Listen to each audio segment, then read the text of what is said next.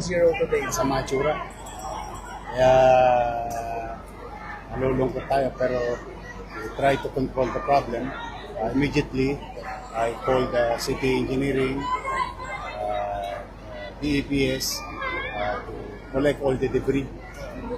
First things first, makagalaw sila ng maayos. Mailabas nila yung mga debris sa Eskinita, Looban, at nearby Pasig Lugar. Tapos ilabas sa along Carola Road, pinadadala ko ng yung mga truck, bulldozer, para makapagpalabas na sila ng gamit.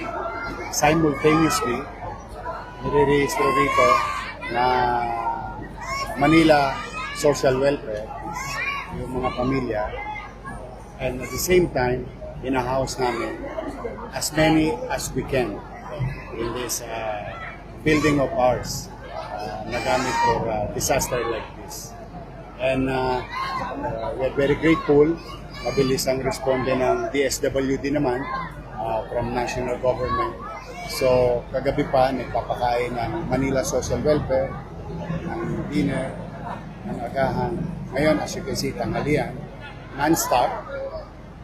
Tapos tomorrow, hopefully, through the Vice Mayor and members of the City Council, we'll come up with something. And by afternoon, makagawa kami ng dilensya, maibigay agad namin financial assistance sa bawat pamilya.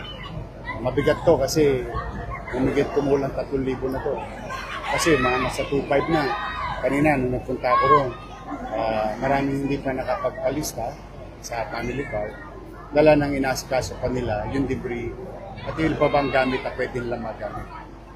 But for the meantime, the numbers are huge. So by hopefully cross finger, mid-afternoon or late afternoon, I'll be back here to deliver the financial assistance of the city government so that they can start rebuilding their road.